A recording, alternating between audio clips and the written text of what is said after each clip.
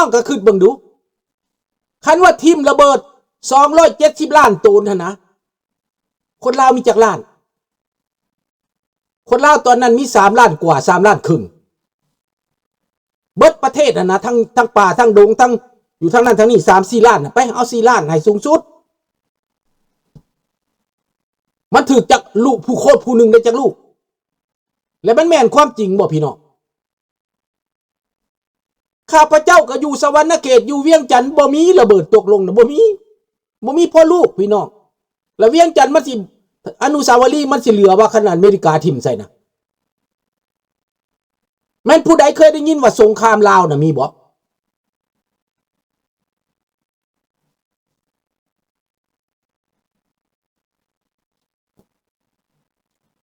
ลุงมาไทยแล้ว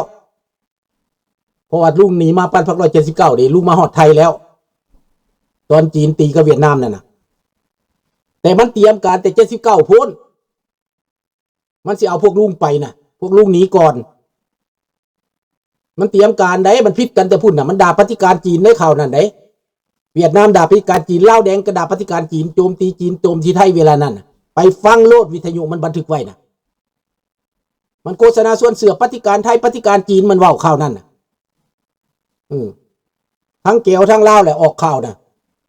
ติดบักปากเลิกไว้ต้นไม้เว้าเบิดมือเบิดคืนแหละโฆษณาอยู่ปังลุงก็อยู่หั่นแหละลุงหนีมา179ต่อ80วันที่19วันที่27เดือน12วันที่27เดือน12 1979ลุงหนีข้ามอยู่ดอนประเดกนั่นแหละเห็นบ่ล่ะมันตีกันย้อนหยังว่าซั่น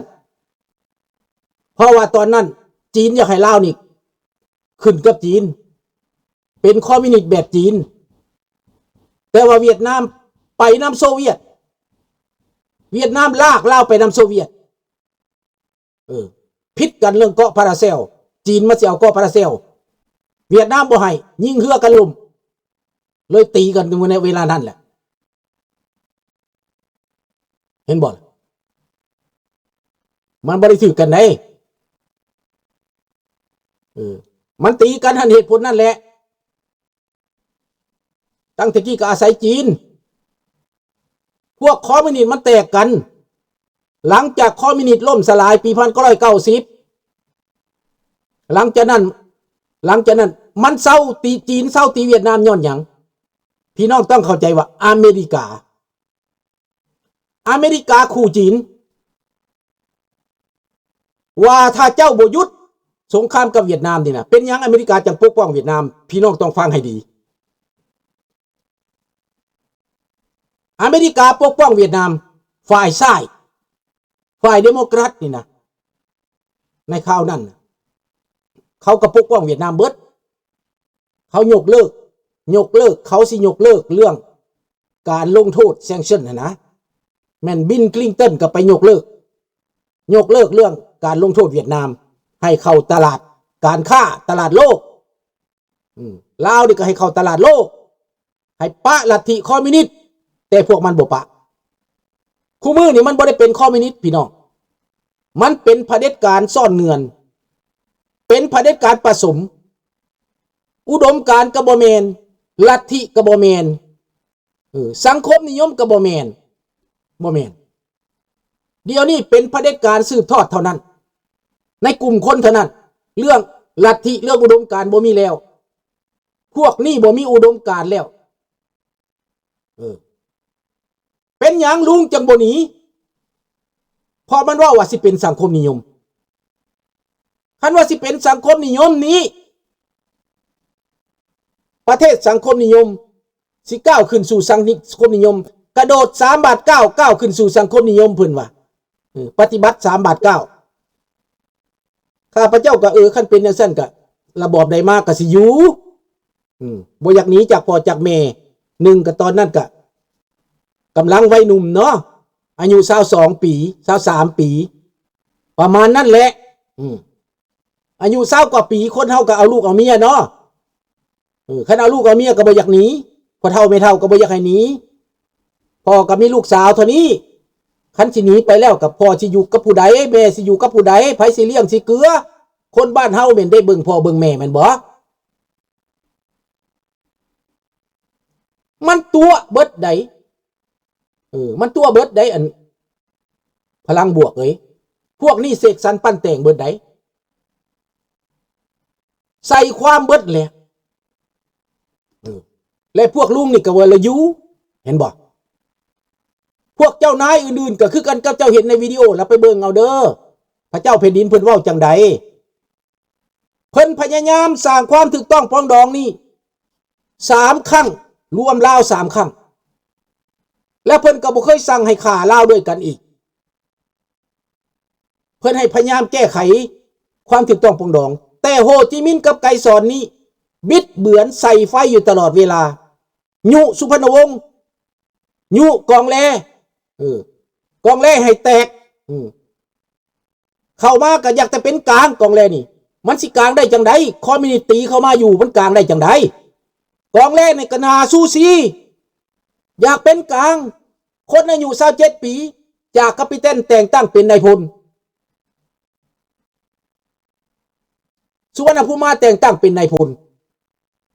เพื่อสิคัดง่างกันกับพวกที่ว่าโปรอเมริกันว่าซั่นไปเดี๋ยวนี้เหตุผลน่ะถ้าว่าฟังความอเมริกาในคราวนั้นลาวเฮาบ่เสียเวียดนามใต้ก็บ่เสียเขมรก็บ่เสียถ้าลาวเอาถ้าลาวให้อเมริกามาตั้งฐานทัพอยู่เชียงขวางซ้ำเหนือหมดเลยแก้วหมดบ่มีก็บ่แตกต่างหยังรัสเซียคู่มือนี้ย่านนาโตมาตั้งอยู่กรุงเคียฟถ้าให้นาโตเข้ามาตั้งในกรุงเคียฟรัสเซียก็หมดเลยพี่น้องแบบเดียวกันเรื่องยุทธศาสตร์สงครามจีโอโพลิติกพี่น้องสงครามภูมิศาสตร์พื้นที่ภูมิประเทศเวียดนามในคราวนั้นถ้าให้อเมริกามาตั้งดินลาว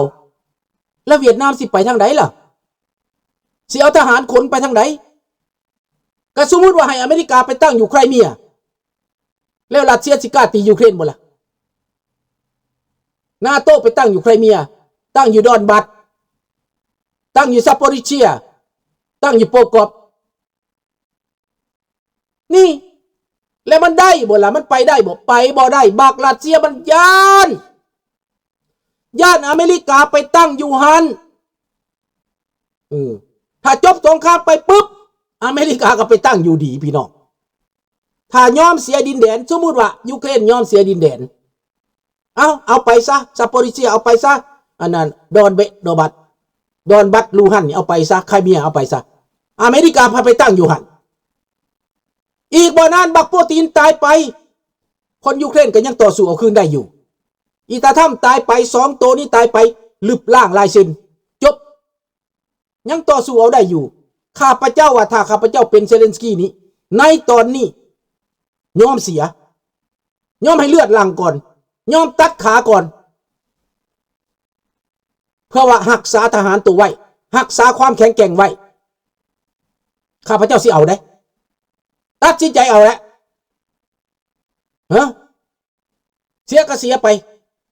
แต่ว่าอีตาถ้ำตายไปกับบักปูตินตายไปแล้วเรื่องนี้หยุด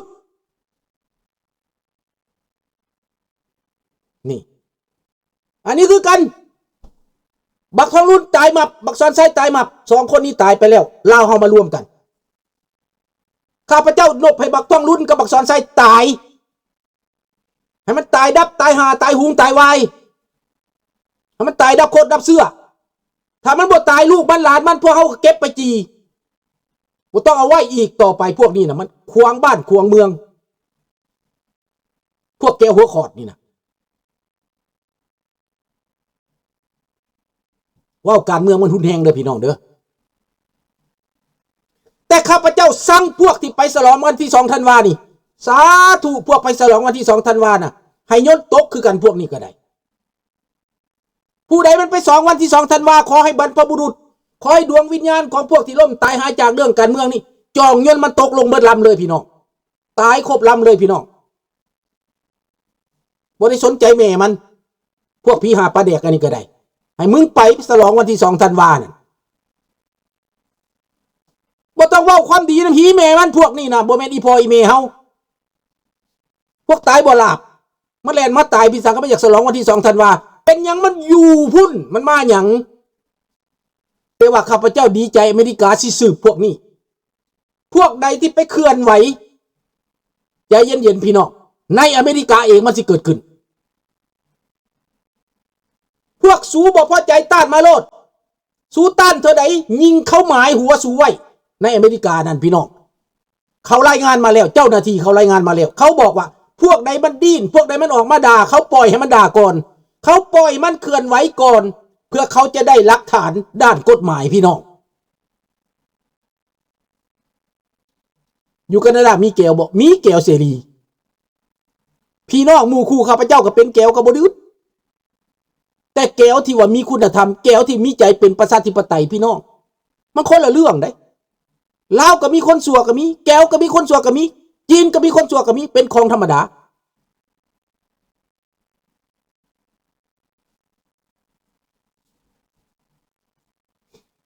นี่แหละพี่น้อง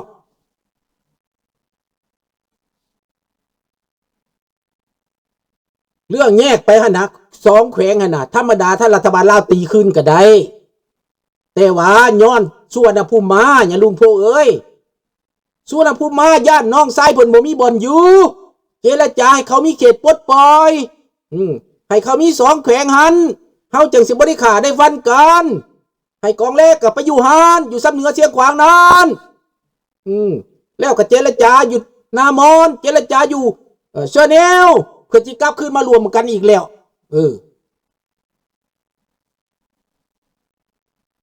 กองประชุมพรรค1,000 ปี1980เป็นหยังมีหุ่นปั้นโฮจิมินห์เอ้าเจ้าก็บ่จักบ่เป็นหยังมีหุ่นปั้นโฮจิมินห์บักไกซอนก็เป็นแก้วบักคำไตก็เป็นแก้วบักนูฮักก็เป็นแก้วแล้วคนพวกนี้มันบ่ยกย่อปอปั้นบรรพบุรุษมันoui il y en a certains non je l'ai vu มีรูปมีโฟโต้มีบันทึกไว้เบิดแหละพี่น้องถามมาว่าเป็นหยังจะมีรูปปั้นโฮจิมินห์มันจัดสรรเบิดกองทัพแก้วหั่นน่ะกองทัพของสุพรรณวงศ์นี่ก็แม่นโฮจิมินห์เป็นผู้จัดให้เอาทหารแก้ว 2,000 คนมาให้แล้วก็ไปเอาพวกพี่น้องขมุพวกพี่น้องมงที่บ่จักที่จักแดนไปเป็นทหารบังคับเอาไปตั้งแต่น้อยๆไปเลี้ยงเอาแล้วเวลามันได้คุมได้แล้วนะมันฆ่าคนลาวเบิดแล้วมันเอาแต่มันเด้คนลาวมันบ่ให้เด้อำนาจนี่เจ้าสิเฮียนมาจากอเมริกาเจ้าเฮียนมาจากไสกะยา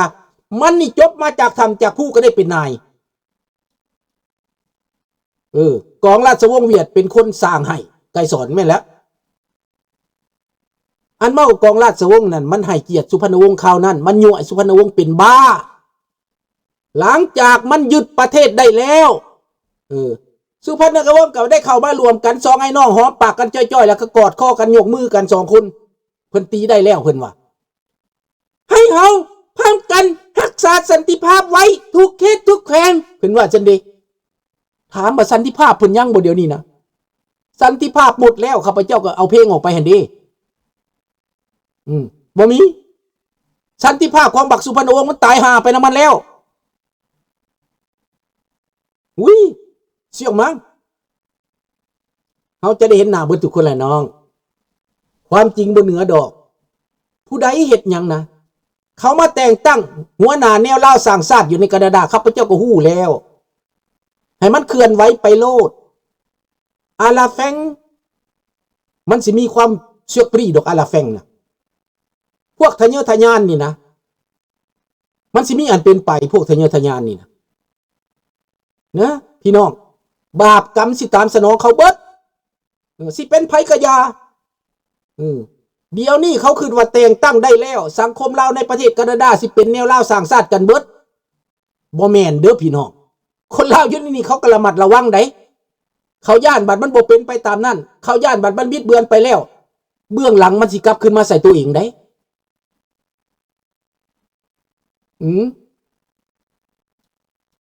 สุพรรณวงศ์